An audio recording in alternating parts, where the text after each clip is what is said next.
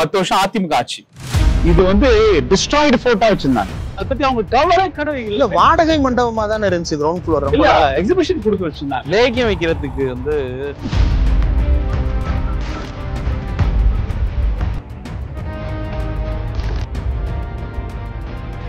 நான் போன ஆட்சி காலத்துல நான் ஒரு பேட்டிக்காக வந்தேன். இந்த வழியை பார்த்துட்டேன்.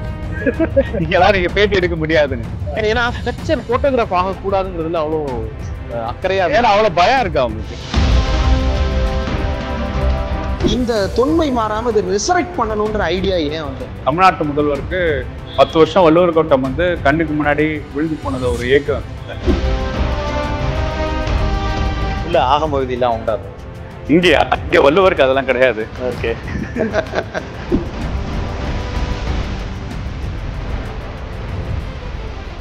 இந்த ரெனோவேஷன் ஒர்க் பிறகு நூக்கன் கார்னர் 100% எல்லா ஸ்கொயர் மீட்டருக்கும் ஒரு மாற்றுத்திறனாளியால இதுக்குள்ள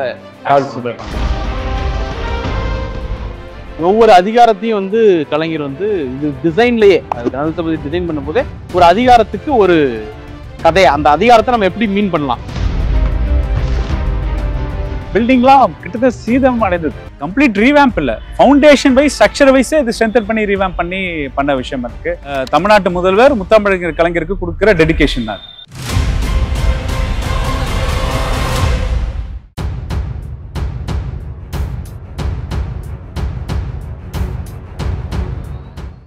வெல்கம் டு வள்ளுவர் கோட்டம்.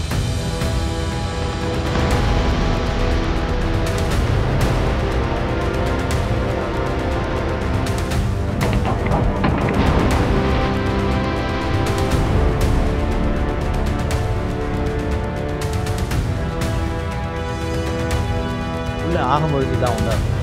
இங்க வள்ளுவருக்கு அதெல்லாம் கிடையாது. ஓகே. ஏன்னா அடிப்படையிலே வந்து திருக்குறள் என்பது வந்து அறம் நூல் அப்படின்னு சொல்றோம். ஆனா என்னை பொறுத்த வரைக்கும் வள்ளுவர் வந்து அந்த காலகட்டத்தில் வந்து வேதங்கள் மறுப்பின் அடிப்படையில தான் திருக்குறளை எழுதியிருப்பாருன்னு என்ற அடிப்படை.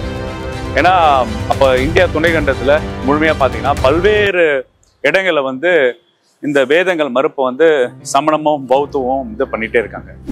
முத்தமிழ் கலைஞர் பொறுப்பேற்ற பிற்பாடு பஞ்சாப் டிராவல் பண்றாரு.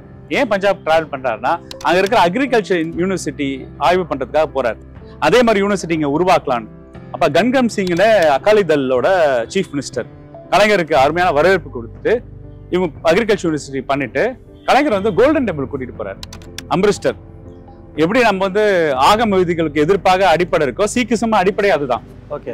யார் வேணாலும் கருவறையில உள்ள போயிட்டு வரலாம். கோல்டன் டெம்பிளோட கான்செப்ட் யார் வேணாலும், நான் கூட போலாம், நீங்க கூட போலாம். அந்த சீக்கியர் கட்ட ஸ்டாப் கட்டிட்டு கிட்டத்தட்ட 1.5 மணி நேரம் அவர் இருந்திருக்காங்க. இப்போ என்கிட்ட நிறைய பண்ணும்போது அவரு நம்ம தமிழ்நாட்டுல அது மாதிரி கட்டணும், சென்னையில வள்ளுவருக்கு இது உருவாக்கணும் தாட்டு கோல்டன் டெம்பிள்லயே அவர் ஐடியா ஆரிஜினேட் ஆயிடுச்சு. அப்ப அந்த கோல்டன் டெம்பிள் கான்செப்டுக்காக தான் நீங்க பாத்தீங்கன்னா இந்த முகப்பு வந்து கோல்டன் டெம்பிள்ல உள்ள கருவறை வரைக்கும் போயிட்டு வரலாமோ எல்லாரும் ஏற்றத்தாழ்வு இல்லாம. அதே மாதிரி தான் இங்க மோனோலித் ஸ்டாச்சுக்கு வள்ளுவரோட சிலைக்கு போயிட்டு வரலாம்னு கான்செப்ட் வந்து அவர் முத்தமிழ் கலைஞர் உள்வாங்கன்னு சொன்னாரு. சார் இந்த சிலை கன்னியாகுமரியில் பார்த்துருப்போம். அது நிற்கிற சிலை, ரொம்ப பெரிய சிலை, அது பல கற்களால் ஆனது. இந்த சிலை வந்து உட்கார்ந்துருக்கிற வகையில் அதுவும் ஒரு காலை மேலே தூக்கி போட்டு வேற தினுசா உட்கார்ந்துருக்கிறாரு. இந்த உட்கார்றதே புதுசா இருக்கு. கணபதி சபதி தான் இதுக்கு பண்ணியிருக்காங்க. இது மோனோலித் ஸ்டோன், சிங்கிள் கல், ஒரே கல்ல வந்து காவ் பண்ண ஸ்டாச்சு. ஸோ ஒரே பெரிய பாறாங்கல்ல வந்து கணபதி சபதி வந்து முத்தமிழர் கலைஞரை நரேட் பண்ண முத்தமிழர் கலைஞர் பேச பேச கருத்தியல் உள்வாங்கி கணபதி சபதி உருவாக்கின இந்த சிலை பார்த்தீங்கன்னா 3 அதிகாரத்தை குறிக்கிற அவரோட அடிப்படை. இது வந்து எப்படின்னா புத்தகத்தோட பஞ்சசீல கொள்கைக்கு சொல்லுவாங்க. அப்போ திருவள்ளுவர் வந்து அவரோட 3 அதிகாரம் அறம் பொருள் இன்பம் அடிப்படையை வச்சுது. இதோட இம்பாக்ட் வந்து நீங்க பாத்தீங்கன்னா பெரிய வள்ளுவர் சிலையில இருக்கும். நீங்க பாத்தீங்கன்னா இங்க வந்து ரோப் போட்டிருக்காங்க. ஷால். எஸ். இப்போ நீங்க பாத்தீங்கன்னா சமீப காலமாக நம்மளோட ஆளுநர் வந்து தேசிய கல்விக் கொள்கையே திருக்குறள் அடிப்படை தான் உருவானது, காவி பூசம் அடைகிறது அப்படின்னு சொல்ற அட்டெம்ப்ட் வந்து அவங்க பழைய அட்டெம்ப்ட் தான். அது முதல்ல வந்து எதிர்த்து பார்ப்பாங்க, அந்த கருத்து நீரோட்டை எதிர்க்க முடியலையா அதுவும் முழுங்க பார்ப்பாங்க, அவங்களால ஆக்க பார்க்காங்க. அப்போ வந்து பௌத்த நெறியோ சம நெறியில உருவான வள்ளுவரை வந்து 3 நூல் போட்டு இருந்தது. நீங்க அந்த காலகட்டத்தில் பார்த்தீங்கன்னா வழுச்சி குடுமி போட்டு 3 நூல் போட்ட வள்ளுவரை தான் வச்சிருந்திருக்காங்க. அது ஏன்னா அவர் அவங்களோட ஆள். ஏன்னா புத்தர் யாரோட அவதாரம்னு சொன்னாங்கன்னு அண்ணல் அம்பேத்கர் வந்து கடைசி உறுதிமொழியில் உடைச்சார். இப்போ புத்தர் விஷ்ணுவோட அவதாரம்லாம் கிடையாது அப்படின்னு சொல்லி தான் உறுதிமொழி எடுத்தார் அண்ணல் அம்பேத்கர். அப்போ வள்ளுவரை வந்து டீசான்ஸ்கிரிட்டைசேஷன் பண்ணது திராவிட இயக்கம் தான். தந்தை பெரியார் தான் திருக்குறள் மாநாடு போனார். அப்போ இந்த ஸ்ட்ரக்சர் உருவாகும் போதே நீங்கள் திருவள்ளுவர் படம் வந்து கொடுக்கும் போதே அப்பயே அவங்க என்ன பண்ணிட்டாங்கன்னா இந்த ரோப் வந்து போடுறாங்க. இந்த ரோப் இதே டிசைன் தான் நீங்கள் பார்த்தீங்கன்னா இது 1976 இது முடிச்சாங்க. அப்புறம் 20 வருஷம் கழிச்சு நம்ம வந்து 96 2001 ஆட்சி காலகட்டத்தில் நிற்கிற வள்ளுவரை நீங்கள் பார்த்தீங்கன்னா மொரஸ் இதே டெம்ப்ளேட் நீங்கள் இந்த டிசைன் கூட பார்த்தீங்கன்னா இந்த டிசைன் கூட இருக்கும் அந்த ரோப்ல நீங்க பாத்தீங்கன்னா நீங்க நகம் அடிப்படை கூட அதே மாதிரி. ஸோ அப்போ கணபதி சபதி வந்து இதுக்கும் கன்னியாகுமரிக்குள்ள செல்ல உள்ள தொடர்பு, இங்க அமர்ந்த வள்ளுவர் அங்க நிக்கிற வள்ளுவர் அப்படின்னு சொல்ற விஷயம் பார்க்கிறோம். இது போதிக்கிற வள்ளுவர் சொல்லலாம், போதி தர்மர் சொல்றோம்னா போதிக்கிற வள்ளுவர், அது கம்பீரமா நிக்கிற வள்ளுவர், ஸ்டாச்சு ஆஃப் லிபர்ட்டி மாதிரி. அது வந்து இந்த நாட்டுக்கே தெற்கிலிருந்து சூரியன் மாதிரி இந்த நாட்டுக்கே வழிகாட்டின்னு அதை சொல்லலாம். கணபதி சபதி இதை டிசைன் பண்ணி கொண்டு போய் கலைஞர்கிட்ட கொடுக்கும் பொழுது மொத்தமே ஒரு கல் தேர், திருவாரூர் கல் தேரை வந்து அப்படியே ரிஃப்ளெக்ட் பண்ணி அங்க இருக்கக்கூடிய அந்த நம்பிக்கைகள்லாம் தூக்கி போட்டு வள்ளுவருக்கானது, எல்லாரும் எல்லா இடத்துக்கும் போகலாங்கிறது இதனுடைய யூனிக்னஸ். இந்த ஸ்ட்ரக்சரே வந்து ஒரு சிமெட்ரிக் ஸ்ட்ரக்சர். ஒய் ஆக்சிஸ்ல கட் பண்ணீங்க அப்படின்னா லெஃப்ட்ல என்ன இருக்கோ அதுதான் ரைட்லயும் இருக்கும். அதே போல கீழே ஒரு ஹால் இருக்கு, பெரிய ஹால். அந்த காலத்திலேயே வித்தவுட் பில்லர் கட்டின கால், குறுக்க எதுவும் பில்லர்ஸ் இருக்காது, டிஸ்டர்பன்ஸே இருக்காது. ரெண்டு எக்ஸ்ட்ரீம் எண்ட்ஸ்ல மட்டும் தான் பில்லர்ஸ். எவ்வளவு பெருசு? கிட்டத்தட்ட அது ஒரு ஆயிரக்கணக்கான பேர் 1600 கெபாசிட்டி. இந்த வள்ளுவர் கோட்டத்தோட வித்து, மொத்த வித்து அந்த ஹால் இருக்கு. அவ்வளவு லென்த்தி உள்ள ஒரு ஹால் அது. ஆனா பில்லர் கிடையாது, பில்லர்ஸ் எக்ஸ்ட்ரீம் எண்ட்ஸ்ல மட்டும் தான் பில்லர். அப்படி ஒரு இன்ஜினியரிங் மார்வல் அது. அந்த காலத்துல பைல் ஃபவுண்டேஷன் மாதிரியான விஷயங்கள்லாம் யூஸ் பண்ணி கட்டப்பட்ட ஒரு ஸ்ட்ரக்சர். இது எல்லாமே 3 இருக்கும். அந்த காலம்ன்றீங்க, இப்பயே பைல் ஃபவுண்டேஷன் அப்படின்னா என்னன்னு எங்களுக்கு தெரியல.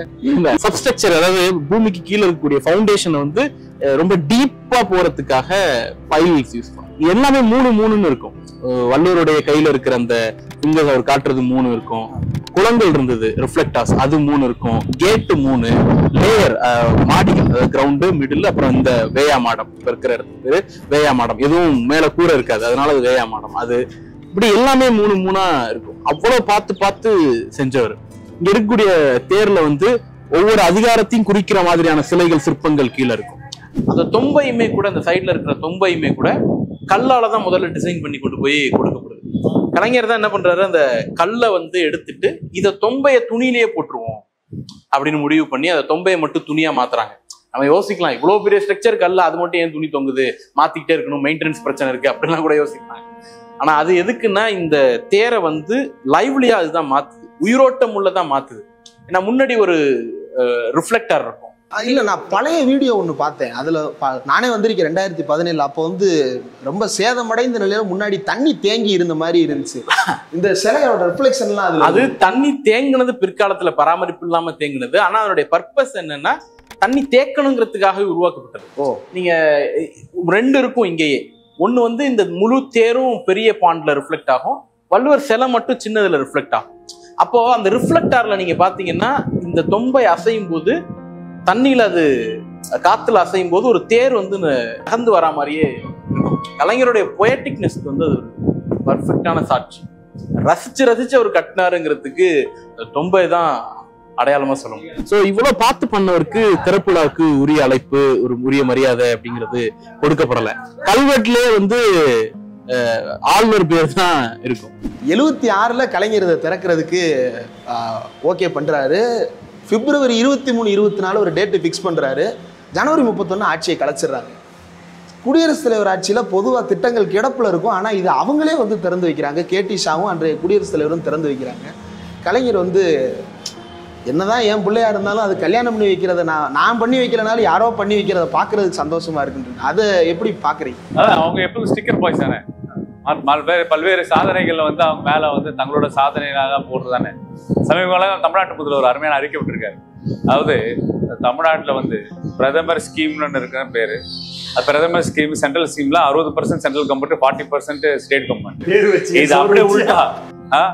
வீடு குடியிருப்பு திட்டமா இருக்கட்டும், நகர்ப்புற வாழ்விட குடியிருப்பு திட்டமா இருக்கட்டும், எல்லா வகையான ஸ்கீம், அதாவது முதியோர் பென்ஷன் ஸ்கீமா இருக்கட்டும், எல்லாமே அவங்க கான்ட்ரிபியூஷன் எல்லாம் வந்து 60-30 மாதிரி, 50-50 மாதிரி, 30-70 மாதிரி, 10-90 அளவுக்கு போயிருக்கு. ஆனா ஒட்டுறது வந்து பிஎம் ஸ்கீம். வள்ளுவர் கோட்டமும் கல்வெட்டு அரசியலுங்கிறது ரொம்ப முக்கியமானது. குடியரசுத் தலைவர் திறந்து வச்சாரு, ஆளுநர் தலைமை அப்படிங்கிற மாதிரியான ஒரு கல்வெட்டு இது. தமிழ்நாடு ஆளுநர். ஆமா, இதுல வந்து நான் உங்களுக்கு ஸ்பெஷாலிட்டி, கலைஞர் பேரு வள்ளுவர் கோட்டத்துல கிடையாது திறப்பு விழா கண்ட அன்னைக்கு. ஆனா இது மொத்தமும் கலைஞரோடது. ரொம்ப பார்த்து செஞ்சது. அவருக்கு ஒரு ஏக்கம் இருந்துச்சு. கட்சிக்காரர்கள் அந்த ஏக்கத்தை தீர்த்து வச்சாங்க. எப்படின்னா, இதுக்கு வெளியில ஒரு பூங்கா அமைச்சு அதுல அண்ணாவுக்கு செலை வச்சு, நாடு முழுக்க இருக்கக்கூடிய அண்ணா சிலைகள்ல கலைஞரை திறந்து வச்சாருக்கும் பொழுது முத்தமிழறிஞர் கலைஞர், தமிழ்நாடு முதலமைச்சர் கலைஞர், கழகத் தலைவர் கலைஞர்னு டேக் இருக்கும். இந்த ஒரு சிலையில மட்டும்தான் வள்ளுவர் கோட்டம் கண்ட கலைஞர் திறந்து வைத்த சிலைன்னு இருக்கும். அதாவது வள்ளுவர் கோட்டத்தை வந்து கலைஞர் தான் உருவாக்குனாருங்கிற முதல் கல்வெட்டு வள்ளுவர் கோட்டத்திற்கு உள்ளே வைக்கப்படலை. அது முதல்ல வெளியில தான் வைக்கப்பட்டது. ஏன்னா 14 வருஷம் ஆட்சியில் இல்லை. 14 ஆண்டுகள் கழித்து 89 ஆட்சிக்கு வந்தபோது பதவியேற்பு விழாவை வந்து இந்த வளாகத்தில் நடத்தி அதுக்கு ஒரு கல்வெட்டு வச்சாங்க. வள்ளுவர் கோட்டம் கண்ட கலைஞர் இங்கே பதவியேற்றுக் கொண்டார் அப்படின்னுட்டு ஒரு கல்வெட்டு வைக்கப்பட்டது. எம்ஜிஆருக்கும் அதுல ஒரு ஏக்கம் இருந்திருக்கும். ஏன்னா அவருடைய பேரும் இங்க இருக்காது. அது அவர் எப்படி தீர்த்துக்கிட்டாரு அப்படின்னா, அன்னை தெரசா சென்னை வந்தப்போ சரி ஒரு மரத்தை ஒண்ணு நட்டு அதுக்கு ஒரு போர்டு வச்சுக்கிட்டாரு.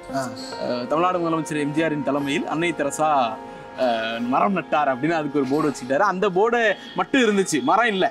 மரம் வந்து வீணா போச்சு, அது மரம் எழும்பல. அந்த போர்டு மட்டும் இருந்துச்சு. எடப்பாடி பழனிசாமி ஆட்சி காலத்துல இதுல ஒரு சின்ன ரெனோவேஷன் ஒர்க் நடக்கும்போது அந்த போர்டையும் பிடிங்கி போட்டாங்க. என்ன செய்தி அப்படின்னா, அவங்க ரெனோவேஷனுக்கு பிறகு இது அவ்வளவு கேவலமா வச்சிருந்தாங்கிறது ஒண்ணு. இன்னொன்னு, கலைஞர் எல்லாவற்றுக்கும் போராடிதான் தன்னை வந்து ஒவ்வொரு இடங்கள்லயும் போய் நிறுத்தி இருக்கிறார். அந்த அந்த சோகம் வந்து கலைஞருக்கு மட்டும்தான் இருக்கு. ஆனா அதை தாண்டி வெற்றி பெற்ற வீரராக அவர் இருக்காரு. அதுக்குதான் அந்த கல்வெட்டு ஒரு சாட்சி. இப்ப ஒண்ணும் இல்ல, இப்ப நான் சட்டமன்ற உறுப்பினர். வள்ளுவர் கோட்டம் புதுப்பிக்கும் போது எத்தனை பேர் போன் கால் தெரியுமா? சூப்பரா வந்திருக்கு, வள்ளுவர் கோட்டத்து மேல அவ்வளவு அஃபெக்ஷனேட்டா தமிழ் மக்கள் வள்ளுவர் மேல இருக்காங்க, திருக்குறள் மேல இருக்காங்க. உண்மையில தோழர், வள்ளுவர் சென்சிட்டிவா இருந்தாங்க ப்ரீவியஸ் ரெஜிமெண்ட் கேக்குறேன். நாங்க சட்டமன்ற உறுப்பினர் எடுக்கிறதுக்கு முன்னாடி 10 வருஷம் அதிமுக ஆட்சி. இது வந்து டிஸ்ட்ராய்டு ஃபோர்ட்டா வச்சிருந்தாங்க. அவங்களுக்கு அதை பத்தி நான் நோக்கம், தமிழோட அறநூல், இது வந்து உலகத்துக்கு கொடுக்கணும், இதை பத்தி பெருமைப்படணும், அதை பத்தி அவங்களுக்கு கவலை இல்ல. மண்டபமா தானே இருந்துச்சு, கிரவுண்ட் ஃப்ளோர் இல்ல, எக்ஸிபிஷன் கொடுத்து வச்சிருந்தாங்க. லேகியம் வைக்கிறதுக்கு வந்து எக்ஸிபிஷன் கொடுத்து வச்சிருந்தாங்க. சீப்பேஜ் தண்ணி வந்து எந்நேரமும் ஊத்திட்டே இருக்கும், மழை இல்லைனாலும் ஊத்தும். அந்த மாதிரி ஒரு ரொம்ப மோசமான வந்து நான் போன ஆட்சி காலத்துல நான் ஒரு பேட்டிக்காக வந்தேன், என்ன வெளியே துரத்திட்டாங்க. நீங்கெல்லாம் நீங்க பேட்டி எடுக்க முடியாதுன்னு. நீங்க வள்ளுவர் பத்தி தானே பேட்டி, அரசியல் பேச போறது இல்ல. கலைஞர் வள்ளுவர் கோட்டம் கட்டினாரு, அதை பத்தி தானே ஒரு பேட்டிக்காக. அப்ப வெளியே அமிச்சாங்க. ஏன்னா ஸ்ட்ரக்சர் போட்டோகிராஃப் ஆக கூடாதுங்கிறதுல அவ்வளவு அக்கறையா, ஏன்னா அவ்வளவு பயம் இருக்கு அவங்களுக்கு. ஏன்னா ஸ்ட்ரக்சர்ல நீங்க எவ்வளவு நாங்க பார்க்கும்போது அண்ணா மேம்பாலமுமே வந்து ரொம்ப சிதிலமான ஒரு நிலையில தான் இருந்தது. அங்க அண்ணா சிலை இருக்கிறதோ பெரியார் சிலை இருக்கிறதோ யாருக்குமே தெரியாத நிலையில இருந்தது. இப்ப அது புதுப்பிக்க, அதுக்கு நீங்க தமிழ்நாட்டு முதல்வருக்கு தான் நன்றி சொல்லணும். எனக்கு ஒரு 1000 விளக்கு தொகுதியில சட்டமன்ற உறுப்பினருக்கு நிக்கிறதுக்கு ஒரு அருமையான வாய்ப்பு கொடுத்தாரு. அப்ப நீங்க பாத்தீங்கன்னா எல்லாமே 1000 விளக்கு தொகுதியில இருக்கு. நீங்க வள்ளுவர் கோட்டமா இருக்கட்டும், அண்ணா மேம்பாலமா இருக்கட்டும், கலைஞர் நூற்றாண்டு பூங்காவா இருக்கட்டும், செம்மொழி பூங்கா, எனக்கு ஒரு அருமையான வாய்ப்பு இருக்கு. இது சர்பிட்டி தகர ஆரம்பிச்ச மாடல் ஸ்கூலா இருக்கட்டும். அப்போ வந்து ஒன்னொன்னா நாங்க செதுக்கும் போது முத்தமிழ் கலைஞரோட டாக்டரா இருந்தனால ஒவ்வொரு ஸ்ட்ரக்சர்ஸ் பத்தியும் நான் உரையாடல் இருந்தது. இன்னொரு முக்கிய விஷயம் என்னன்னா, இது வந்து வள்ளுவர் கோட்டத்துல வந்து நிறைய பேர் இந்த ஆர்வலர்கள், சுற்றுச்சாவர்கள் இது வந்து ஏரியா வந்து வள்ளுவர் கோட்டமா மாத்திட்டாரு. இது ட்ரைட் அப் லேண்ட். நீங்க இவங்க என்ன பண்றாங்க, நீங்க அந்த மெடிக்கல் இது இருக்குல்ல, ரெவென்யூ ரெக்கார்ட்ஸ்ல 60% சென்னை வந்து நீர்நிலை. இப்ப நாங்க தான் பட்டா வழங்குறதுல முத்தமிழ் கலைஞர் வழியில வந்து நம்ம தமிழ்நாட்டு முதல்வர் டெப்டி சிஎம் பட்டா வழங்குற விழால நாங்க இருக்கோம். அப்ப பட்டா வழங்கும்போது எக்ஸம்ஷன் ரூல்ட் அவுட் எதுனா, நீங்க நீர்நிலைக்கு கொடுக்க கூடாது, கோயில் நிலங்கள் கொடுக்க கூடாது அப்படி சொல்லி மக்கள், ஏழை எளிய மக்களுக்கு பட்டா வழங்குறது 3 சென்ட் கிட்ட ஃப்ரீயா கொடுக்குறோம். இப்ப அந்த பட்டா வழங்க நிகழ்வு வரும்போது தெரியுது 60% நிலங்கள் வந்து நீர்நிலைகள். அப்ப அது நீர்நிலை ட்ரைட் அப் லேண்ட். அது ட்ரைட் அப் லேண்டா மட்டும் கிடையாது, அது வந்து குப்பை கிடங்கா இருந்துக்குது. இப்ப சூர்யாவுக்கு முன்னாடி அந்த பைல் ஃபவுண்டேஷன் பத்தி சொன்னார்ல, ஒரு குப்பை கிடங்கு வந்து எவ்வளவு வெட்டா வந்திருக்கும், வெட்டு குப்பைகள். அப்ப அந்த குப்பை கிடங்களை அப்புறப்படுத்தி இங்க வந்து ஒரு சென்னை மக்களுக்கும் தமிழ்நாட்டு மக்களுக்கும் உலக மக்களுக்கும் வள்ளுவர் மறையை வந்து முத்தமிழ் கலைஞர் உருவாக்கிறதா, அது அவரோட சிந்தனை, தொலைநோக்கு பார்வை தான் அது. இதுல அங்கங்க ஸ்பீக்கர் இருக்கு, அனௌன்ஸ்மெண்ட் எதுவும் கொடுக்கறதுக்கா? இல்ல இல்ல, நான் வந்து 2 அடிப்படையில பார்த்தேன். நம்ம பகுத்தறிவாதியா இருக்கிறோம், ஆனா வந்து வள்ளுவர் மறையின் ஒரு கான்செப்ட் ஒண்ணு இருக்கு. அதாவது வள்ளுவத்தை வந்து வாழ்வியலா அறநெறியில கொண்டு போனோம் அப்படின்னு சொல்றாங்க. அப்போ வந்து வள்ளுவர் வழிபாடுன்னு ஒரு கான்செப்ட், தத்துவாந்திரிக ஒரு வழிபாட்டு தளத்துக்கான ஃபீலை கொடுக்கறதுக்காக இது அமைச்சிருக்கோம். நீங்க பாத்தீங்கன்னா இந்த வள்ளுவரோட பெயிண்டிங் வந்து ஒரு கோலம் மாதிரி நீங்க பாத்துக்கலாம். அதுல வந்து மெய்ப்பொருள் காண்பது அறிவு குறள் இருக்கு. ஆமா, எப்பவும் அகர முதல எழுதுறது தானே சார் வழக்கம். அதுல எப்பொருள் யார் யார் வைக்க, இங்க இருக்கிற வள்ளுவர் வந்து எப்பொருள் யார் யார் வைக்கப்படும் அப்பொருள் மெய்ப்பொருள் காண்பது அறிவு இந்த காலகட்டத்துக்கு ரொம்ப ரொம்ப அவசியம் இல்லை. யார் யாரும் என்ன வேணாலும் புருடா வரலாம், யாராலும் என்ன கதை கட்டலாம், என் ட்ரெஸ்ஸே மாத்துவாங்க, நான் போடுற கலர் எல்லாம் மாத்துவாங்க, அதனால எல்லாம் உண்மையை வந்து தெரிஞ்சுக்கோ அப்படின்னு சொல்றாரு. சோ அந்த அடிப்படையில கொண்டு வந்திருக்கோம். இந்த தூண்கள் என்ன, திராவிட கட்டட இயல் அப்படி ஒண்ணு இருக்கு, திராவிட தன்மை இருக்குல்ல, அந்த திராவிட தன்மையில வந்து இந்த பில்லர் ஸ்ட்ரக்சர்ஸ் ரொம்ப ரொம்ப அவசியம். மக்கள் வந்து நீங்க பார்த்தீங்கன்னா கீழடியில இருந்து நீங்க பண்ணும் போது ஒரு 3200 வருஷத்துக்கும் இப்ப இருக்கிற மக்களுக்கும் ஒரு கனெக்ட் எப்படின்னா கல்ச்சரல் கனெக்ட் தான் பண்ண முடியும். அது வந்து கலை வடிவங்கள் மட்டும் பண்ண முடியும். அது மாதிரி தூண்களை வந்து அதை ரெப்ரசென்ட் பண்ணுது. அது ஹரப்பா மொகஞ்சதாரவா இருக்கட்டும், கீழடியா இருக்கட்டும், வள்ளுவர் கோட்டமா இருக்கட்டும், பூம்புகாரா இருக்கட்டும், முத்தமிழின் கலைஞர் இந்த அடிப்படையை வந்து எல்லா ஸ்ட்ரக்சர்ஸும் கொண்டு வந்திருக்காரு. குரல் மண்டபம் வந்து எப்படி இருந்தாலும் ஒரு ஹாஸ்பிட்டல் அட்மாஸ்பியர் என்னன்னா ஹாஸ்பிட்டல் டைல்ஸ் மாதிரி இருக்கும். அது வெறும் வள்ளுவரோட 3 அதிகாரத்துக்கு மொத்தமா செதுக்கியிருப்பான்.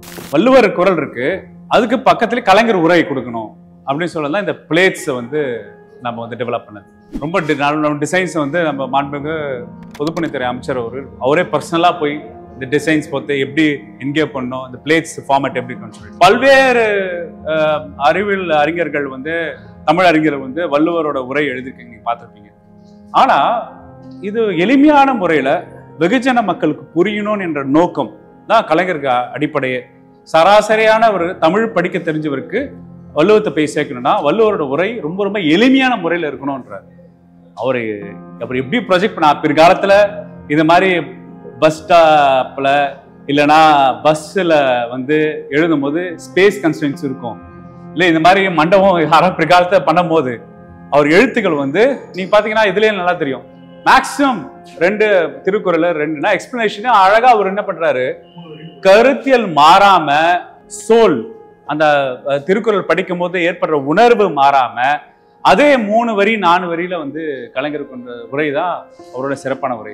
எக்ஸ்பிளனேஷன்ஸ் காம்ப்ளிகேட்டடா தன்னோட டேலண்டட் ப்ரூவ் பண்றதுக்கு அவர் பல்வேறு யுக்தி முறைகள். ஆனா திருக்குறள் என்பது வந்து சாமானிய மக்கள் தமிழ் மக்களுக்கான அறநூல். இதை வந்து ரொம்ப ரொம்ப ரொம்ப யோசிச்சு எளிமைப்படுத்திருக்காரு. எளிமைப்படுத்த ரொம்ப ரொம்ப கஷ்டம் தோழர்.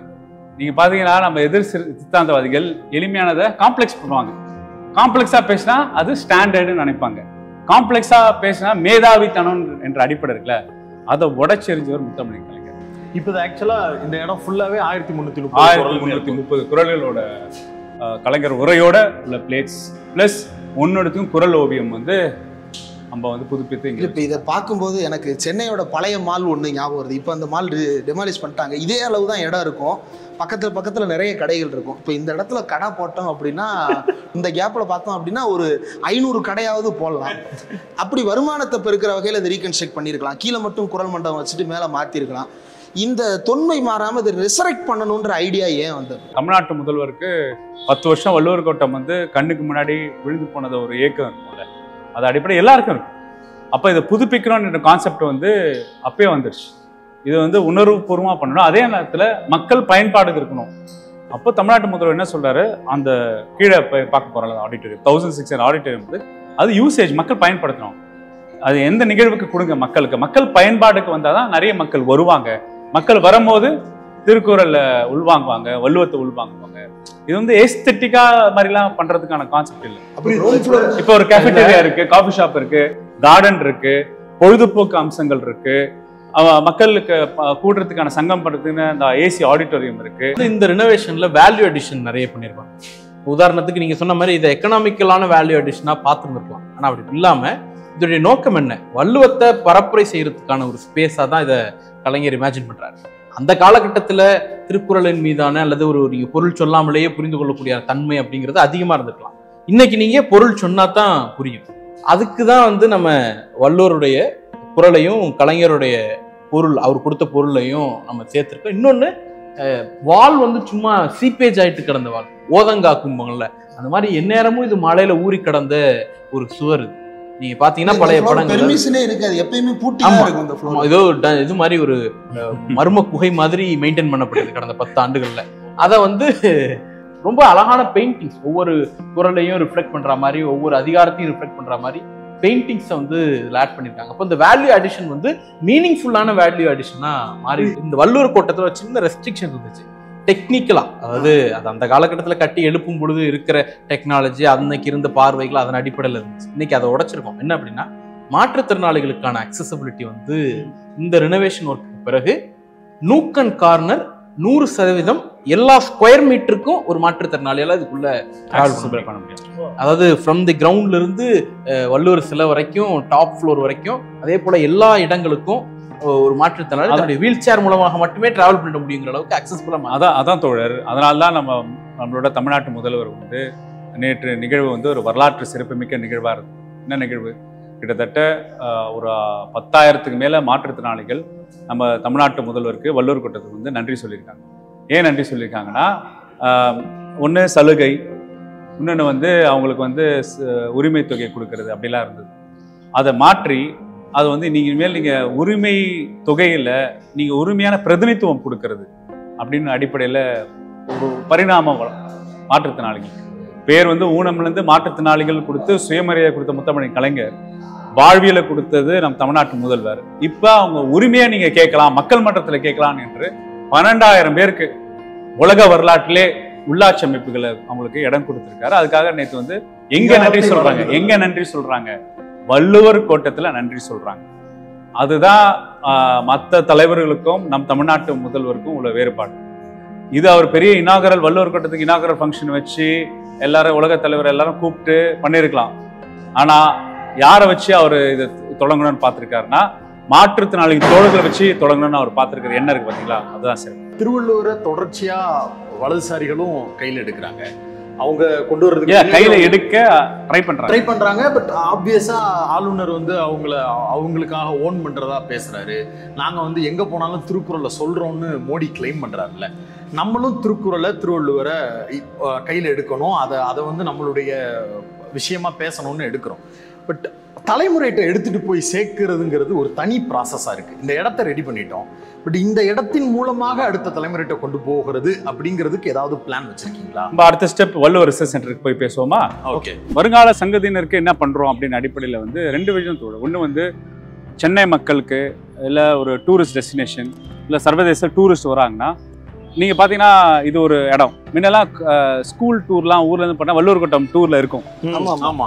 பள்ளிக்கூடம், காந்தி மியூசியம் எல்லாம். ஸோ அந்த திருப்பி அதை ரீவேம் பண்றோம். இப்போ பாத்தீங்கன்னா இங்க இந்த நிக்கிற இடத்துல வந்து லேசர் ஷோ, வள்ளுவத்தை பத்தியான லேசர் ஷோ இங்க இருக்கு. இரவு நேரத்துல டெவலப் பண்ணிருக்கோம். மதுரை திருமல நாயக்கர் மஹால்ல இருக்கிற அந்த ஒளி காட்சி மாதிரி. எஸ், இங்க வந்து வள்ளுவர் தன்மையோட லேசர் ஷோ. ஓகே. பிளஸ் இந்த வள்ளுவர் கோட்டோட முகப்பை பாத்தீங்கன்னா இது ஒரு கேலரி உட்காந்து ரசிக்கிற மாதிரி வச்சிருக்கோம். ஸோ அப்போ வந்து உள்ள ஒரு நல்ல அருமையான சுவையான அன்னம்னு ஒரு கேஃபெட்டேரியா, நல்ல சுவையான உணவு கொடுக்குற மாதிரி கேஃபெட்டேரியா, ஒரு அம்யூஸ்மெண்ட்டுக்கான விஷயங்கள் நடக்கும். ப்ளஸ் உங்களுக்கு உள்ள இது பார்த்தீங்க, கலையரங்கம் பார்த்தீங்க. ஸோ பீப்புள் வந்து புக் பண்ணி கலையரங்கம் பண்ணலாம். இப்போ நம்ம குழந்தைங்கள்லாம் பரதநாட்டியம் கற்றுக்குறாங்க. அது ஆக்சுவலாக சதுர நாட்டியம், அப்புறம் பிற்காலத்தில் பரதநாட்டியம். அந்த வரலாறு போகணும் உங்களுக்கு தெரியும். இப்ப பரதநாட்டிய அரங்கேற்ற நிகழ்வா வாங்க வள்ளுவர் கோட்டத்துல பண்ணுங்க. இப்ப நம்ம பெரியாரனும் பெருநெருப்பும் இங்க நடத்தலாம், எல்லாம் நடத்தலாம். 1600 சீட்டர் வந்து அருமையான கெப்பாசிட்டி உள்ளது. ஸோ அதுதான் தமிழ்நாட்டு முதல்வர் இன்வென்ஷன் பண்ணாரு. மக்கள் பயன்பாட்டிற்கு இருக்கணும், வெகுஜன மக்கள் வந்து போட இடமா இருக்கணும் அப்படின்னு ஒரு அடிப்படை. இதுல ஒரு ஸ்பெஷாலிட்டி என்ன பண்ணிருக்கோம்னா, திருவள்ளுவர் ரிசர்ச் ஆர்கனைசேஷன் உள்ள கொண்டு வந்திருக்கோம். அதுல எப்படின்னா, ஒரு இண்டிபெண்டன்ட் ட்ரஸ்ட் உலக தமிழ் ஆராய்ச்சி நிறுவனத்தோட கீழே அது இயங்கும். அப்போ வந்து வள்ளுவம் இன் இன்டர்நேஷனல் ஏரினா, இப்போ கன்ஃபியூஷியஸ், வள்ளுவம் ஸ்டாய்கிசம், வள்ளுவம் இன் கார்பரேட் வேர்ல்டு, வள்ளுவம் இன் பர்சனாலிட்டி டெவலப்மெண்ட், உலக தத்துவங்களோடு இப்ப இருக்கிற நடைமுறை தன்மையுடைய வள்ளுவம் எத்திக்ஸ், வள்ளுவம் இன் பொலிட்டிக்கல் பிலாசபி, இந்த வெவ்வேறு ஆங்கிள் ஒரு ரிசர்ச் ஆர்க் பண்ற மாதிரி ஒரு அப்ரோச். இப்போ ஒரு சைனீஸ் ஸ்டூடெண்ட் வந்து படிக்கணும்னா இங்க வள்ளுவர் கோட்டத்துல இந்த கார்டன் என்ஜாய் பண்ணியே ரிசர்ச் வந்துட்டு போகலாம். ஓகே.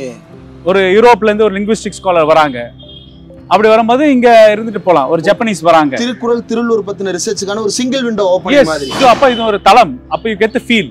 அப்போ உங்களுக்கு இங்க 360 ஆங்கிள் நம்ம வள்ளுவத்தை வந்து கொண்டு போயிருக்க நம்ம தமிழ்நாட்டு முதல் வழிகாட்டியே அது செயல்படுது. பின்னாடி ஃபவுண்டைன் ஒன்று இருந்தது. ஃபவுண்டன் வந்து எப்பொழுதும் வந்து கலைஞர் உருவாக்கும் போது ஃபவுண்டன் எப்பொழுதும் அவர் காம்பனண்டா இருக்கும். ஏன் அவர் வந்து நீர் வீழ்ச்சி அருவிகள்லாம் அவருக்கு ரொம்ப பிடிக்கும். ஸோ அது வந்து எங்கே போனாலும் அவர் ஸ்ட்ரக்சர்ஸில் வந்து அவரோட தத்துவம் மெயின்டைன் பண்ணுறதுக்காக தான் நாங்கள் வந்து அதையும் அவர் கட்ட நீங்கள் சொல்ல அந்த எத்தினிசிட்டியை எந்த வகையும் சிதைக்காம அதே நேரத்தில் நவீன தன்மையும் கூப்பிட்டு நம்ம இது கொடுக்குறோம். இன்னொன்று, இப்போ மதுரை மீனாட்சி அம்மன் கோயில் நான் அடிக்கடி போயிருக்கேன். அங்கே அந்த சிவன் சொக்கநாதர் சந்நிதியை சுற்றி பார்க்கும்போது அந்த திருவிளையாடல் புராணங்களை பூரா கல்வெட்டா ஒரு புடைப்பு சிற்பங்களாக செதுக்கியிருப்பாங்க. கோயில்களில் அதை பார்த்துருக்கோம். அது தேர்ல இருக்கும். அதை இங்கே தேர்ல ஒவ்வொரு அதிகாரத்தையும் வந்து கலைஞர் வந்து இது டிசைன்லயே கணபதி சபதி டிசைன் பண்ணும் போதே ஒரு அதிகாரத்துக்கு ஒரு கதை, அந்த அதிகாரத்தை நம்ம எப்படி மீன் பண்ணலாம், இப்ப கேள்வின்னா அதை எப்படி மீன் பண்ணலாங்கிறதுக்கு ஒரு இது இருக்கும், கல்லாமைக்கு ஒரு இது இருக்கும், கல்விக்கு ஒரு இது மாதிரி ஐடியா அவரோட ஐடியா. இப்போ இது 3 லேயரா இருக்கு, முப்பாலுக்கு 3 லேயர். அதனாலதான் உங்களுக்கு வந்து பெருசு இருக்கும், அதுக்கு சின்னது, அதுக்கு கடைசியில அப்படின்னு 3 லேயரா இருக்கும். எல்லா அதிகாரத்தையும் ரெப்ரசென்ட் பண்ற மாதிரி உள்ள வந்து சிற்பங்கள் இருக்கும். அதை பாத்தீங்கன்னாலே ஒரு ஸ்டோரி சொல்லலாம். அதாவது பிஜேபி RSS அமைப்பு முறை என்னன்னா, இந்த மாதிரி ஒரு காலத்துல வேதங்களுக்கு எதிர்ப்பாக களம் கண்டவர்களை எதிர்த்து பார்த்து தோல்வியடைந்து அதை முழுங்கி உள்வாங்கி பண்றதுதான் ராமலிங்க அடிகளாருக்கு இவங்க பண்ற விஷயம், வள்ளுவருக்கு பண்ற விஷயம். இது அடிப்படை இது வந்து தமிழ்நாட்டு முதல்வர் வந்து ரொம்ப ரொம்ப தெளிவாக ஃபைன் டியூனிங் ப்ரிசைஸ் ரெசிஸ்டன்ஸ் கொடுக்குறாரு. இந்தியாவில் எந்த துணை கண்டத்திலையும் யாரும் ஒரு அரசியல் தலைவர், அரசியல் கட்சி தலைவர், ஒரு முதல்வர் கொடுக்கல. நீங்க ராமலிங்க அடிகளார் முழுக நினைக்கிறீங்களா?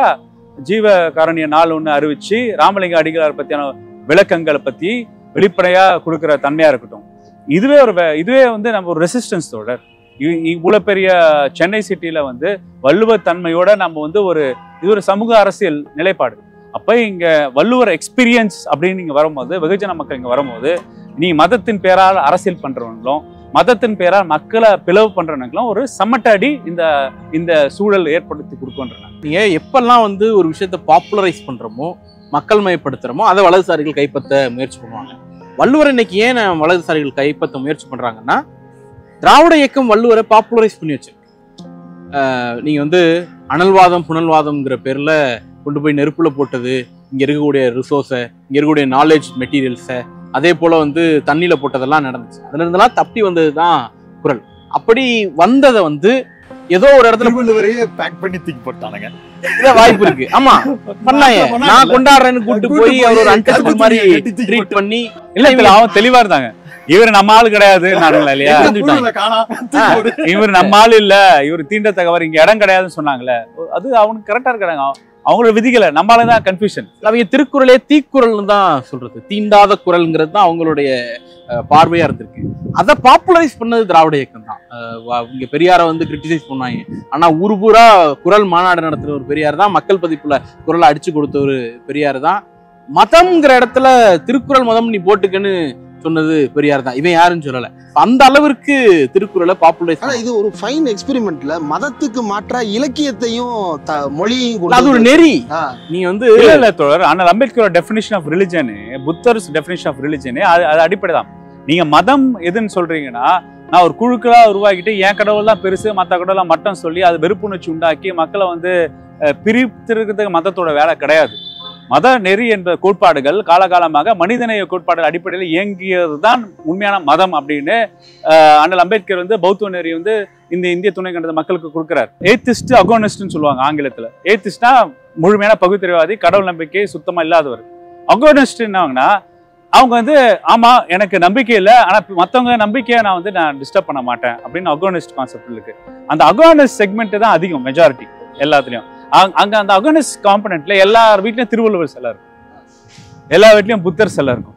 அப்ப புத்தரோட வள்ளுவமும் நீங்க உள்வாங்கி இவர் என்ன பண்ணாரு என்ன கொடுத்தாரு என்ற நரேட்டிவ் வந்து செட் பண்றத அவங்களோட அரசியலுக்கு அடிப்படையை காலி பண்ணதுனாலதான் புத்தர் வந்து விஷ்ணுவோட அவதாரம் சொல்றது, வள்ளுவர் வந்து காவி பெயிண்ட் அடிக்கிறது, பொட்டு வைக்கிறதுலாம் அதோட முயற்சி.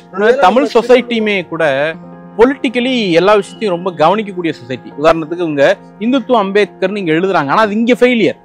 இந்தியா முழுக்க அது அவங்களுக்கு ஏதோ ஒரு வகையில கை கொடுக்குது. இவங்க வந்து எந்த கிரியேச்சர் எல்லாம் தூக்கி பிடிக்கிறாங்களோ அது எல்லாத்தையும் தூக்கி போட்டு உடைச்சவர் அம்பேத்கர். ஆனா அவங்க என்னுடைய ஆளு, என்னுடைய வழிகாட்டி, எனக்கானவர் அப்படின்னு அவங்களால கிளைம் பண்ண முடியுது. தமிழ்நாட்டுல அது எடுபடல. அதே சொல்றேன், அதே இந்துத்துவ அம்பேத்கர் தமிழ்நாட்டுல எடுபடல.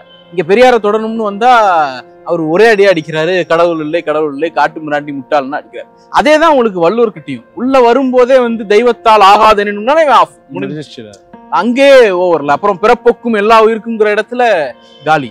எல்லாத்தையும் எங்க போனாலும் சரி, எப்போ யார் யார் வாய் கேட்பீங்கிற இடத்துல கெடுக உலக ஏற்றியான் முடிஞ்சிடும்ல. நீங்க இல்ல, அதாவது பைபிள்ல ஜீசஸ் ரைச்சியஸ் ஆங்கர் ஒண்ணு இருக்கு. அவர் சாட்டை எடுத்து யூதர் கோயில்ல போய் யூத சாமியார சாட்டை தடிக்கிறது, ரைட்டா? அது பெரிய அளவுக்கு யாரும் பெருசா பேச மாட்டாங்க. ஏன்னா எந்தெந்த இன்ஸ்டிடியூஷன்ஸ் கட்டாங்களோ அதுக்கு செமெட்டடியர் அது வந்து வியாபார கூடமாக மாத்தி. அப்ப உண்மையிலே ஒரு சாட்டை எடுத்து அடிக்கிறவர் வந்து ஒரு மென்மையான ஷெப்பர்டா ஒரு ஃபேஸ காட்டுறது இருக்குல்ல, அதுதான் திராவிட இயக்கம். என்ன அப்படின்னா வள்ளுவர் மென்மையானவர் இல்ல, அவர் வந்து மிலிட்டன்ட் இன் ஹிஸ் அப்ரோச். மிலிட்டன்ட்னஸ்னு திராவிட இயக்கம் தான் என்ன பண்ணுதுன்னா வள்ளுவரை வந்து அவரோட எந்த கோர் வேல்யூ அவர் சொசைட்டில இருந்திருக்கா, அந்த சொசைட்டி எப்படி இருந்திருக்கு, வேதங்கள் மறுப்பு, பிறப்பின் அடிப்படையில் உயர்வு தாழ்வு மறுப்பு, அனைவரும் சமம், மனித நேயத்தை முன்னோக்கி வைங்க, இந்த மூட நம்பிக்கைகளும் இருக்கட்டும், இந்த வந்து மேல் உலகம் இருக்க கீழ் உலகம் நம்பாதீங்க, மெட்டீரியலிசம் வந்து அழகா வந்து இந்த சமூகத்துக்கு கொடுத்தனாலதான் திராவிட இயக்கம் அவங்களை தூக்கி பிடிச்சது. அது இந்நாள் வரைக்கும் நம்ம வந்து வள்ளுவரை கொண்டாடிட்டு அவங்களால அதை பொறுத்துக்கவே முடியாது. நீங்க கலைஞர் வந்து வள்ளுவத்தில் தொடங்கி வள்ளுவத்தில் தமிழ் அரசியலை நிறுத்துறாரு. நீங்க இன்னைக்கு எப்படி இருக்கு, கன்னியாகுமரியில வள்ளுவர் சிலையில தொடங்கி வள்ளுவர் கோட்டம் வரைக்குமான இதுதான் வந்து உங்களுக்கு ஜியாகிரபிலும் பாத்தீங்கன்னா திருவள்ளுவர் எங்க மாறுச்சு, ஜியாகிரபிக்கலாவும் சரி, அது தமிழ்நாடு அரசியலும் அப்படிதான். ஜெயலலிதாவுக்கு அது மேல ஒரு பெரிய காழ்ப்பு இருந்தது. உதாரணத்துக்கு சமச்சீர் கல்வியினுடைய புத்தகம் வந்துச்சு, கேஸ் போட்டு ஜெயிச்சோம். அவருடைய கடைசி அட்டையில வந்து செம்மொழி மாநாட்டினுடைய லோகோ தான் அதனுடைய கடைசி பின்பக்க அட்டையா இருக்கும். அது வள்ளுவருடைய ஸ்டாச்சு தான். அந்த இது நான் ஒட்டி இருக்கேன் பச்சை ஸ்டிக்கரை. ஸ்டூடண்ட்ஸ்ல ஒரு 10 பேர் அதான் எங்க தமிழ் வாத்தியார் கேட்டாரு. அவர் வந்து ஓரளவு வள்ளுவரின் மீதெல்லாம் பெரிய காதல் கொண்ட தமிழ் உணர்வாளர். இந்தமா பாருங்க, அவர் என்ன திமுக மாவட்ட செயலாளரோட இருந்தாரு, என்ன அதுல எல்லாம் பேச சொல்றீங்க? ஏன்னா வள்ளுவர் கலைஞர் பேர்ல பச்சை ஒட்டினா பரவாயில்ல, வள்ளுவர் படத்தின் மீது பச்சையை கொண்டு போய் ஒட்டக்கூடிய அளவிற்கு ரொம்ப மோசமான ஒரு இடங்களா இருக்கு. எப்படியாவது அழிச்சுக்கணும்னு துடிச்சாங்க. அதெல்லாம் மீறிதான் வள்ளுவர் கோட்டம் நிக்குது. அதோடைய விளைவு தான் 10 ஆண்டுகள் சீரழிஞ்சு கிடந்த கோட்டம் வந்து இன்னைக்கு திராவிட மாடல் அரசுல மீண்டும் ஒரு புது பொலிவோட மேல எழுந்து நிக்குதுன்னா, நாங்க வரும்போதெல்லாம் திராவிட இயக்கம் வெல்லும் போதெல்லாம், திமுக வெல்லும் போதெல்லாம் வள்ளுவமும் வள்ளுவர் கோட்டமும் எழுந்து நிக்குங்கிறதுக்கு இல்ல, அந்த சென்சிட்டிவ்னஸ் மக்கள் உணரணும்ன்ற நான் மக்கள் வந்து தமிழ்நாட்டு மக்கள் வந்து திருப்பி மக்கள் கிட்ட உணர்த்த வேண்டிய கடமைகள் நமக்கு இருக்குன்னு நினைக்கிறேன். பா இவங்க தான்ப்பா பண்றாங்க, அவங்க எப்படி வச்சிருந்தாங்க அப்படின்னு மக்கள் வந்து மெமரியை வந்து ரீகிண்டல் பண்ணி கம்பேரிசன் மெமரி கொடுக்கணும். 2011 வரைக்கும் 2021 ஒரு ஆட்சி நடந்தது, இப்போ 2021 2024 ஒரு ஆட்சி நடக்குது, சுத்தி என்னென்ன நடக்குது பாருங்க. மக்கள் கிட்ட வந்து அது திருப்பி மக்கள் கிட்ட அது சொல்லிக்கொண்டே இருக்கணும். ஒரு சின்ன கேள்வி, இப்போ ஃபினான்சியலா ரொம்ப பெரிய கிரைசிஸ் வந்து இருக்கு. தமிழ்நாடு அரசுக்கே ஒன்றிய அரசிட்ட இருந்து வர வேண்டிய நிதிகள் இது எல்லாமே பிரச்சனைக்குரியதா மாறிக்கிட்டே இருக்கு. அந்த சூழல்ல ஒரு இடம், அதுக்காக ஒரு மெனக்கடல், ஒரு வேலை அப்படிங்கிறது எந்த அளவு ஸ்ட்ரகிளா இருந்ததா இல்ல அந்த இல்ல? உண்மையில வந்து இது வந்து ப்ரொபோசல் எஸ்டிமேட் ரெடி பண்ணி பல ஆய்வுகள் நான் மேற்கொண்டோம். மாண்புமிகு அமைச்சர் பொதுப்பணித்துறை ஆய்வு பண்ணாங்க. அதுக்கு ஒரு எஸ்டிமேட் ரெடி பண்ணி ஒரு 80 கோடி ரூபாய் கிட்ட செலவாகும்னு முதல்வருக்கு போகும்போது, சீரமைப்பு பணிகளுக்கு நம்ம வந்து ஒரு ரீவேம்ப், ஃபவுண்டேஷன் ரீவேம்ப், நாங்கள் வந்து வெள்ளம் அப்போ பயங்கரமாக தத்தளிச்சோம். இங்கே தான் நாங்கள் வந்து ஃபுட் சென்டரை வச்சு ரன் பண்ணோம். வெள்ளம் அப்போ இடம் முழுகிடுச்சு சென்னை. அப்போ பக்கத்தில் இருக்கிற நகர்ப்புற வாழ்விட குடியிருப்பு பகுதிகளுக்கு இங்கே தான் நாங்கள் சமைச்சு உணவே கொடுத்தோம். அந்த அளவுக்கு முதல் வருஷத்தில் வெள்ளம் தாக்கம் இருந்தது. அப்போ இது வந்து நீங்கள் அப்பயே பில்டிங்லாம் கிட்டத்தட்ட சீதம் அடைந்தது. இது கம்ப்ளீட் ரீவேம்ப் இல்லை, ஃபவுண்டேஷன் வைஸ் ஸ்ட்ரக்சர் வைஸே இது ஸ்ட்ரென்தன் பண்ணி ரீவேம்ப் பண்ண விஷயம் இருக்கு. அதனால இது டெடிகேஷன் தான். தமிழ்நாட்டு முதல்வர் முத்தமிழறிஞர் கலைஞருக்கு கொடுக்குற டெடிகேஷன் தான். எப்படி அண்ணா மேம்பாலம் வந்து முத்தமிழறிஞர் பேரறிஞர் அண்ணாக்கு ஒரு டெடிகேஷன் கொடுத்தாரோ, அதை நம்ம சீரமைப்பு பண்ணி அது வந்து அண்ணா, அது மவுண்ட் ரோடு இல்லை, அது ஜெமினி ஃப்ளைஓவரில், அது அண்ணா சாலைன்னு அண்ணா ஃப்ளைஓவர்னு என்ற மக்கள் மத்தியில் ஆழமாக பதிய வைக்கிறோமோ, அதே மாதிரி எப்படி ஒரு தனியார் நபருக்கு வந்து ஹார்டிகல்ச்சர் சொசைட்டிஸ் ஒரு தனிநபர் என்ஜாய் பண்றத தூக்கி எறிஞ்சிட்டு அது அரசாங்க நிலைமைக்கு கலைஞர் 100 ஆண்டு பூங்கான்னு என்று உருவாக்கி இன்னைக்கு பல்வேறு வந்து சர்வதேச பூங்கா அளவுல இந்த பூங்கா இருக்குன்னு நம்ம தமிழ்நாட்டு முதல்வரை பாராட்டிட்டு இருக்காங்களோ அந்த அதே மாதிரி ஆக்கிரமிப்பு பண்ணி வச்சிருந்தாங்க. அதிமுகவை சேர்ந்த ஒருத்தர் ஆக்கிரமிப்பு கேஸ் சுப்ரீம் கோர்ட் வரைக்கும் தமிழ்நாட்டு முதல்வர் சண்டை போட்டு சுப்ரீம் கோர்ட்ல ஜெயிச்ச உடனே கலைஞர் நூற்றாண்டு பூங்கா அங்கே வரோம்னு சொல்லிட்டு இன்னைக்கு நீங்க போயிருக்கீங்க. சர்வதேச அளவில் அந்த பூங்கா வந்து இப்போ பேசப்படுகிறது. அதே மாதிரி 1000 விளக்கு இது வள்ளுவர் கோட்டம் வந்து திருப்பி நம்ம வந்து தமிழர்களோட சுயமரியாதைக்கான அடையாளமா இதை பார்க்கணும். பெரும்பாலும் பிரம்மாண்டமான இடங்களை பார்த்தா எளிய மக்களுக்கு ஒரு சின்ன டிஸ்டன்ஸ் வந்துடும். வள்ளுவர் கோட்டத்தை இப்போ பார்க்கும்போது, அதுவும் இந்த லைட் வெளிச்சத்தில் பார்க்கும்போது ரொம்ப பிரம்மாண்டமாக தெரியுது. எளிய மக்கள் உள்ள வருவதற்கு அப்படின்னு ஏதாவது தடை இருக்குமா? எளிய மக்கள் 5 ஸ்டார் ஹோட்டலுக்கு தான் பிரம்மாண்டத்துக்குலாம் தடை இருக்கும் தோழர். வள்ளுவர் கோட்டம் எப்போதான் மக்கள் மத்தியில இருக்காது. அதனால ஏற்கனவே மக்கள் பழகினவங்க வந்து போனோம். இப்படிதான் கலைஞர் நூற்றாண்டு பூங்காவுக்கு சொன்னாங்க. கிட்டத்தட்ட லட்சக்கணக்கான பேர் பார்த்துருக்காங்க. பிரம்மாண்டமா இருந்தா நான் 2 வாரம் முன்னாடி மதுரை கலைஞர் நூற்றாண்டு நூலகம் திறந்தது இந்நாள் வரைக்கும் 18 லட்சம் பேர் வந்திருக்காங்க. அப்போ வந்து மக்களுக்கு முத்தமிழின் கலைஞர் வள்ளுவர் இதெல்லாம் பிரம்மாண்டத்தின் அடிப்படையில் அவங்களோட பிரதிநிதிகள் அவங்களால நானே ஒரு 2-3 வாரமா போகணும்னு முயற்சி பண்றேன். கூட்டம் அதிகமா இருக்கு, போக முடியலன்னு ஒரு தடவை போயிட்டு ரிட்டர்ன் ஆயிட்டு. அந்த அளவுக்கு மெயின்டெனன்ஸ்ன்றது ஒரு பெரிய சவால் இருக்கும். அதை எப்படி ஓவர் கம் பண்றதா? இல்ல இதுக்கு வந்து தனியா ஒரு மெயின்டெனன்ஸ் கான்ட்ராக்ட் எஸ்டாப்ளிஷ் பண்ணி அதுல தமிழ்நாடு முதல்வர் ரொம்ப கீனா இருக்காரு. நீங்க ஸ்ட்ரக்சர் உருவாக்கிடுவீங்க, அப்புறம் யார் பரிமா பண்றது? அவர் அப்ரோச் வந்து ரொம்ப சிம்பிள் அப்ரோச். அதுக்கும் மெயின்டெனன்ஸ்க்குன்னு கான்ட்ராக்ட் பண்ணி மெயின்டைன் பண்றாங்க. கலைஞர் நூற்றாண்டு பக்கம் செல்ஃப் சஃபிஷியன்ட் ஆயிடுச்சு. அதாவது எந்த எஸ்டாப்ளிஷ்மெண்ட் காஸ்ட்டை எடுத்து செல்ஃப் சஃபிஷியன்ட் ஆயிடுச்சு. இப்போ இதுக்கும் பிரேக் ஈவன் வேல்யூ இருக்கணும் தோட எது இருந்தாலும். அதனால நீங்க வந்து நீங்க நினைக்கிற மாதிரி சராசரி வெகுஜன மக்கள் வந்து போற இடத்துக்காக தான் இந்த ஸ்ட்ரக்சர் உருவாக்கி. உள்ளபடியே ரொம்ப மகிழ்ச்சியான ஒரு விஷயம். சென்னையில வந்து பொழுதுபோக்கு இடங்கள் அப்படின்னு பார்க்கும் பொழுது வெளியூர்காரங்களுக்கு சென்னையில எவ்வளவு இருக்கு தெரியுமா அப்படின்னு இருக்கும். ஆனா உண்மையிலே சென்னையிலையும் கம்மி தான். அப்படி பார்க்கும்போது வள்ளுவர் கோட்டம் வந்து ரொம்ப ஒரு நல்ல இடமா மாற்றி அமைக்கப்பட்டிருப்பது ரொம்ப சந்தோஷமா இருக்கு. அந்த பக்கம் ஒரு மியூசிக் டான்சிங் ஃபவுண்டைன், உள்ளுக்குள்ள ரிசர்ச் சென்டர், ஃபர்ஸ்ட் ஃப்ளோர்ல வந்து திருக்குறள் மணிமண்டபம், மேலே போனால் திருக்குறள் கிட்டத்தட்ட வழிபாட்டு தலம், ஒரு சமத்துவ வழிபாட்டு தலம்.